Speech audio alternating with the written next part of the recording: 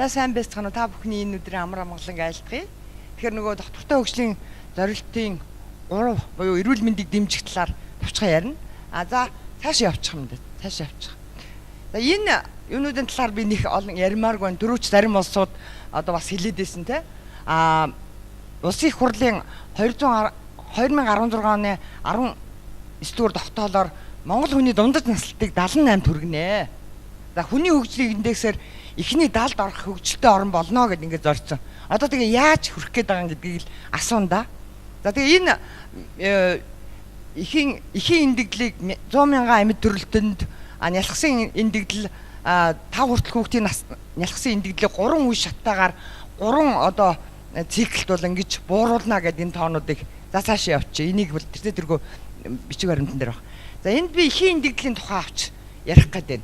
Эхийн эндэгдлийн хувьд бол яг 90 онтой харьцуулахад эхийн эндэгдлийг 4.1 дахин бууруулсан амжилт байгаа. Мянганы хөгжлийн зорилтод бол хүрсэн байгаа.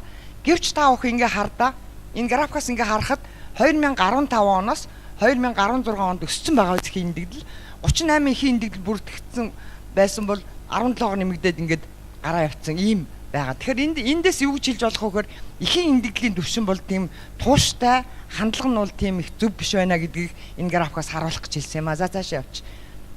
За тэгээ эхийн эндэгдэл өндөртэй бүсүүд, аймагуд энэ тухай бол бас ярьчих гэж бодож байна.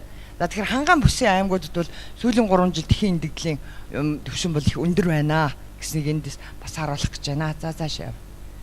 За нялхсан эндэгдлийн хувьд ч гэсэн буурсан сайн талтай мянганы хөгжлийн зорилтуудын хувьд бол хүрсэн. Тэгээд гисэн хэдий ч 15 оныхоос 16 онд бас 1.52 өссөн ийм үзүүлэлттэй байж байна. За цаашаа явчих. За би энд бол их олон энэ халдвар төвчний тухай ярихгүй. Би зөвхөн 21.5% одоо үзүүлэлттэй байгаа бэлгийн замаар дамжих халдварын тухай ярих гэж бодож байна. За цаашаа явчих. За та бүхэн графикаас харж байгаа бах. 2012 оноос эхлээд 16 онд бол энд хамгийн их анхаарал татж байгаа шар өнгөтэй Тэмбүүгийн өвчлөл. Өнөөх бид нар чинь өмнө нь улаан тарианы өвчлөлч гэж ярьдаг байсан те. Одоо эргээд Тэмбүүгийн өвчлөлийн бүртгэл асар их өсөж байна гэдгийг энд харуулах гээд байна. За тэгээ энэ асуудал бол үндэсний аюулгүй байдалд тэгээ Монгол хүний одоо юу гэдгийг удмын санд одоо өөрчлөлт оруулах ийм асуудал боллоо. Тэгээ энийг бас хэвлэл мэдээллийнхэнд анхаарах зүйтэй юм уу гэдэг үүднээс би энэ графикийг оруулж ирсэн юм аа. За тэгээ энэ дөр үндэсний аюулгүй байдлын түвшинд ярьж бодлого зохицуулалтыг одоо сайжруулахгүй бол энд болохгүй нэ гэсэн юмыг яаж байгаа. Тэгээ эндээс бол яг 16 оны эрүүл мэндийн статистик үзүүлэлт халдвар төвчний судлалын үндэсний төв юунаас статистик мэдээлэлээс яасан албан ёсны тоонуудыг бас авч ярихгүй бол миний ярьж байгаа юмнууд бас хамаагүй юм ярьж болохгүй байсан.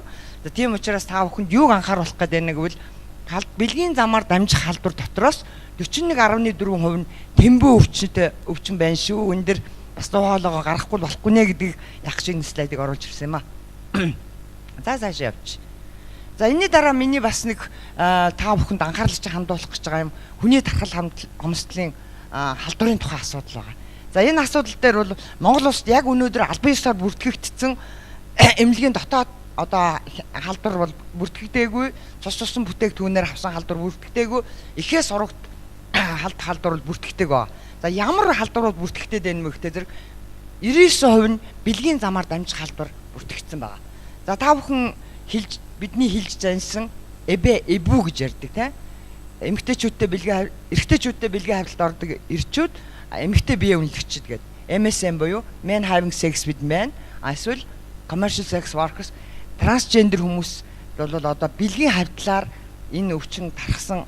Өөрөө бол яг уу статистикийн хувьд 0.2% бага байгаа ч гэсэн өөрөө дамжих халдвар маань энэ дээр байгаа. Энэ одоо халдвар дээр бас анхаарах хэрэгтэй гэдгийг хэлэх гэсэн юм аа. За ахаа цаашаа явчих та.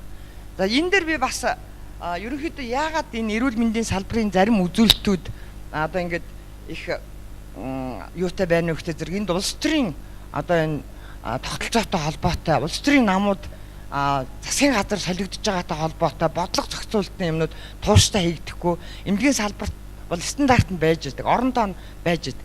Гэхдээ тэрийг яг ямар санхүү төслөөс одоо их үүсвэрээс санхүүжүүлэх үү гэдэг асуудлууд тэр болгон байдгүй. Дээрээс нь эрүүл мэндийн яам ч юм уу одоо төрийн төв захиргааны байгууллагуудын оронтой бүтцэн байнга өөрчлөгдөж байна. Хүн өөрчлөгдөж байна. Доктортой бодлого явагдахгүй байгаа учраас энэ одоо үйл ажиллагаанууд бас эрүүл мэндийн салбарт доголдолтой байна. За өөр нэг чухал асуудал бол юу вэ нөхдөд зэрэг ухуулга нөлөөллийн ажлыг орхигдуулсан. Ухуулга нөлөөллийн ажил тэр болгон сайн хийгдэхгүй. Төсөл хөтөлбөрүүдийн төвшөнд бол нэлээд одоо үйл ажиллагаанууд явагдаад байдаг. Тусгаалаад явагдаад байдаг. Тэрний залгамж халаа нь бол ерөөсөө дууслаа да. Залгамж юу нь бол ерөөсөө байхгүй. А тэр одоо бол сая энэ статистикийн мэдээлэлээс би нэг юмыг хараад би баярлж байна л да. Big data гэж шинэ юм би анхудаа сонсч. Энэ бол болж байна. Дээр үед бол би маш их статистик мэдээллүүдийг гаргаад л явуулаад байдаг гэсэн 180 оронтой байхад нэг ч статистик мэдээллийг надаас авч ирсэн тохиолдол байгаагүй. Одоо big data-гаар миний хийж байгаа ажил бүртгэгдэнэ гэж баярлж байна. За ерөнхийдөө л миний одоо хэлэх гэсэн юу энэ байна. За дээрэс нь энэ боловсон хүчний сонголт ёс зүйн асуудалтай холбоотой юунууд бол эрүүл мэндийн салбарт бол их байгаа гэдгийг хэлхэн зүйтэй баг. Дээрэс нь тэр хяналтын механизмыг бол оновчтой хийж чадахгүй дээрэс энэ төсөв мөнгөний зарцуулалтыг одоо үр дүнтэй зарцуулж чадахгүй статистик мэдээллүүдэнд давхардаад явцдаг. Би л 2012 онд Манилад болсон дэлхийн эрүүл мэндийн байгууллагын хурал дээр явж байхад бол бас л статистик мэдээллүүд нь хоорондоо зөрөөд байгаа. Тэ? Зөрөөд идэг. Бараг л одоо танах өсөн хүнээч бараг бүртгэж чаддгүй юм биш үү гэсэн юмыг